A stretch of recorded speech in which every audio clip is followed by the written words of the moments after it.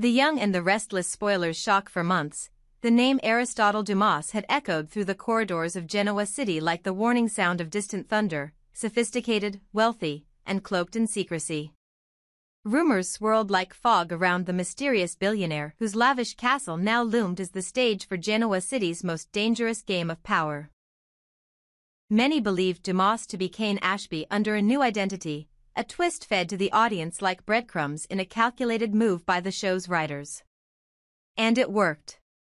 Viewers were baited, lured into a haze of misdirection while the truth remained hidden in plain sight. But now, that veil has been ripped away, and what lies beneath is a revelation so seismic it threatens to shatter the very foundations of the Newman legacy. Aristotle Dumas is not Cain. He is something far more devastating. He is Adam Newman's twin brother, the son Victor Newman never knew he had. The son Hope gave away. It all began with a quiet knock on a weathered farmhouse door somewhere in Kansas. After years of whispers, vague memories, and unexplained dreams, Aristotle had tracked her down, the woman who had given him life but not her name. And when Hope Newman opened that door, something inside her shattered. Her eyes, once filled with wisdom and sorrow, widened with recognition and guilt. The man standing before her had Victor's fire in his eyes and Adam's haunted silence. The truth came pouring out like a dam breaking. She confessed the secret that had haunted her for decades. She had given birth to twins. The pregnancy had been difficult, the delivery traumatic. In the chaos of that night, Hope had made an impossible choice. She had named one son Adam and kept him, believing she could give him enough love for two. But her body and her mind were already weakened, her health deteriorating rapidly after the birth. Overwhelmed, alone, and scared of what Victor's reaction might be, she had quietly arranged for the other child, Aristotle, to be adopted by a wealthy, childless family who promised to give him a life of luxury and stability. She never told Victor. She buried the truth with every passing year, believing she was protecting everyone involved. But time has a way of unearthing what we try hardest to forget. Aristotle's life had been one of privilege, but not of peace. Raised by parents who gave him wealth but not warmth, he grew into a man of calculation and quiet vengeance. He built empires, broke markets, and outmaneuvered rivals with a precision that would have made Victor proud. But there was always something missing, a shadow, a question, a whisper of abandonment that gnawed at his soul. The day he learned the truth changed everything. Hope's confession was not only a revelation, it was a trigger. Suddenly, all of Dumas's choices, the cold exterior, the taste for manipulation, the desire to dominate, made sense. He wasn't just a self-made man. He was a Newman by blood. A prince cast out of the kingdom before he even knew it existed. Now armed with that truth, Aristotle Dumas has returned to Genoa City not as an outsider, but as a rightful heir. And he's not here to be embraced. He's here to watch the empire burn. The confrontation with Adam was inevitable. When the two brothers finally stood face to face, the air between them was charged with a tension neither had ever experienced. Adam, still reeling from decades of emotional warfare with Victor, saw in Dumas a reflection of what he could have been had his own life gone differently. But instead of fury, there was something else, empathy. Dumas, in turn, did not lash out. He revealed everything with chilling calm. The adoption. The discovery. The years of questions. And most shockingly, the recent reunion with Hope, who had passed away just weeks after their meeting. She died in his arms, whispering apologies and calling him by the name she had never had the chance to say aloud, son. For Adam, it was a punch to the soul.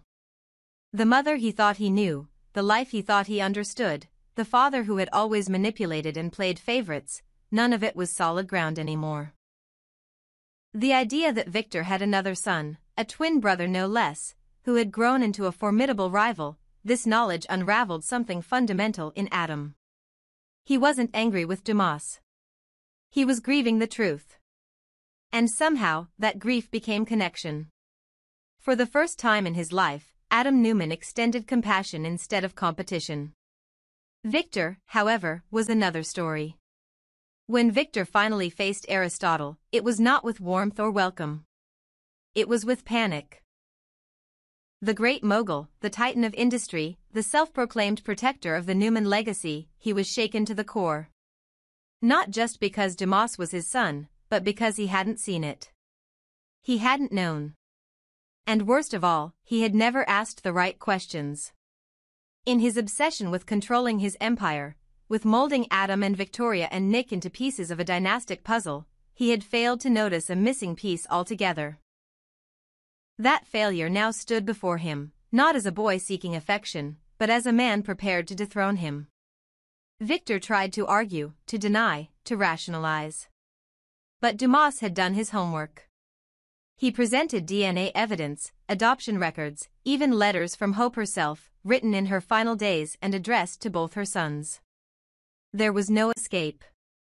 No deflection. The truth was immutable. Victor Newman had 2 sons born that day, and he had failed both. Aristotle didn't come to Genoa City for forgiveness. He came for clarity and vengeance. He's not interested in reconciliation. He doesn't want a seat at the table. He wants to flip the table over and walk away with the legs. His plan is methodical. He's already started investing quietly in Newman subsidiaries through shell companies. His next move? To force a hostile takeover that would leave Victoria, Nick, and Adam scrambling. But it's more than business. It's psychological warfare. He's using the very tactics Victor taught his children to manipulate and dismantle the empire from within. And the city is starting to feel it. Whispers grow louder in the corridors of Newman Towers. Secret meetings. Missing funds. Audits that don't add up. Dumas isn't attacking from the front. He's bleeding the company from every hidden vein. Meanwhile, he walks among the elite at his castle parties, serving vintage wine with a smile that hides his knives. The other players? Jack, Nikki, Sharon, and even Nate are beginning to sense that something monumental is coming. But they're all guessing in the dark. Only Adam knows the full truth. And he's caught in a tormenting dilemma: protect the father who manipulated him, or assist the brother who was denied everything. Even more complicated is the shifting emotion within Adam himself. He's seeing Dumas not just as a threat, but as a mirror. The more he understands his brother, the more he sees himself. And what he could become if he lets vengeance lead. Could they find peace in their shared pain? Or will their fractured origins pull them into a final war where only one Newman son can survive? Victor, meanwhile, is losing his grip. He's begun to realize that Aristotle is not a mistake to cover up, but a storm he helped create. And in a rare moment of self-awareness, he confides in Nikki that he fears the day is coming when his greatest adversary won't be Jack Abbott or even Adam, but the son he never knew he had, the one who now has nothing to lose. As summer descends upon Genoa City, alliances will fracture, truths will be weaponized, and one man's vengeance will ignite a firestorm across the Newman dynasty. Because Aristotle Dumas was not born to be hidden. He was born to conquer what he was denied, and he has come to claim it all. Let me know if you'd like me to continue this storyline into its next phase. Perhaps the corporate war, family implosions, or an emotional confrontation between Adam and Dumas. Certainly. Below is a continuation of the long-form narrative written in dramatic, emotionally rich prose. It integrates the heartbreaking revelation that Adam and Aristotle Dumas are twin brothers, the legacy of Hope Newman, and Victor's guilt, all while maintaining continuity and deepening the emotional core of the story. Adam stood in the Newman ranch's quiet study, shoulders trembling as the weight of an entire lifetime pressed down on him. His breath was shallow, fists clenched, but it was the tears rolling uncontrollably down his face that spoke louder than any words ever could. For years, he had fought for space at the family table, for recognition, for the right to call himself a Newman without condition or contempt. And now, after everything, After betrayal, banishment, manipulation, and cold corporate chess moves, he stood not just as Victor Newman's son, but as a twin brother. A truth long buried by the silence of a mother who never stopped loving either of her children, but who had been forced to make an impossible choice. Aristotle Dumas was not an enemy. He was flesh of his flesh, blood of his blood. A second heartbeat that had always echoed in the silence Adam never knew how to name. Hope Newman, the woman both men now mourned and honored, had never wished for this kind of pain. Even in death, her voice echoed in their minds, soft and maternal, full of grace and sorrow. She had been strong, yes, but life had tested her more than most. After giving birth alone in a Kansas clinic with barely enough strength to walk, she was faced with a decision that would haunt her forever. She could only care for one child, she had believed. She kept Adam, raising him with simple values, moral clarity, and a love so fierce it burned through every injustice they faced. But it wasn't enough to shield Adam from the bitterness of abandonment, or from the cruel reality of discovering his father's true nature. Hope had hoped, perhaps naively, that by encouraging Adam to seek out Victor, he might gain what she could never give: legacy, security, belonging. But that dream became Adam's slow-burning curse. Adam fought harder than any of Victor's other children for a place in the Newman dynasty. He worked longer hours. He sacrificed more. He destroyed relationships and rebuilt them, always crawling through broken glass to prove that he was worthy. And yet, no matter what he did, there was always that look in Victor's eyes, part challenge, part disappointment. Adam was always the outsider, the afterthought, the son who came from the wrong woman, at the wrong time, in the wrong place. Even as Adam began to build his own legacy, he was never truly embraced. It wasn't that he didn't wear the Newman name. It was that the name refused to wear him back. And now, everything had changed.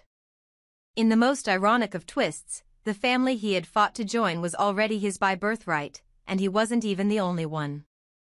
Aristotle was his twin. His brother. A man who had grown up under a different sun, in a different world, but who had always been a part of him whether he'd known it or not. Their reunion wasn't fiery. It wasn't violent. It was quiet. It was mutual understanding through tears. Two sons who had lived different nightmares, now linked by the same woman who had once held them both inside her. Hope hadn't been weak. She had been cornered by a world that gave her no choice. And now, in their shared grief, both Adam and Aristotle could see her clearly for the first time, not as a ghost from their separate pasts, but as the bridge that brought them together. Victor Newman, usually a man of iron, of ego and unflinching control, sat slumped in his leather chair, hands covering his face, his chest heaving in silent sobs. For decades, he had been the puppet master, the chess player, the godfather of Genoa City. But now, he was simply a man confronted by the crushing truth that he had failed the one woman who had never asked for anything in return. Hope had loved him quietly, unconditionally, even when he had walked away. She had never exposed him, never asked for child support, never forced his hand. And instead of honoring that strength, Victor had dismissed her. Treated her as a footnote in the Newman saga. A detour in his great romantic narrative. But now the ghost of Hope Newman had come roaring back, not with vengeance, but with two living, breathing sons whose existence was proof of her sacrifice. Victor's tears weren't just for the past. They were for the unbearable realization that everything he had tried to build with his surviving children had been poisoned by the rot of his own arrogance. He had punished Adam for traits Adam inherited from him.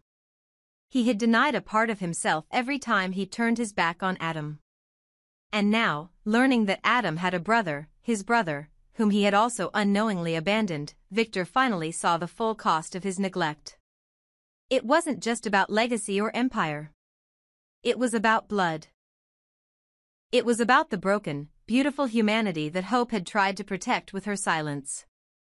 And in that moment, Victor Newman was not a mogul. He was a man who had failed two sons. A man who had failed a woman who once looked at him with hope in her eyes and love in her heart. And now, all he could do was grieve. The storm inside the Newman family was no longer about business. It was about reckoning. The boardrooms and hostile takeovers were no match for the tidal wave of emotion now crashing over the dynasty. Adam, for the first time, did not feel alone. He felt understood. Not just by his brother, but by the truth. And that made all the difference. He looked at Victor, this titan who now trembled like a lost child, and saw not vengeance, but tragedy. He didn't know if forgiveness was possible. But he knew that hope would have wanted him to try. And so, in a rare moment of clarity, Adam wiped his tears, stood upright, and walked out, not in rage, but in silence. He wasn't leaving the Newman empire. He was stepping into it, finally, as himself, not the underestimated, not the angry outsider, but the son Hope raised him to be. Her strength ran in his veins, and now it ran in Aristotle's too. Whatever storm lay ahead, Adam wasn't facing it alone anymore. He had a brother now. And somewhere in the wind, perhaps only in spirit, Hope Newman smiled. Let me know if you'd like the next chapter, perhaps Victor's attempt to reconcile with both sons, or Aristotle's next move in his quiet but devastating war for legacy.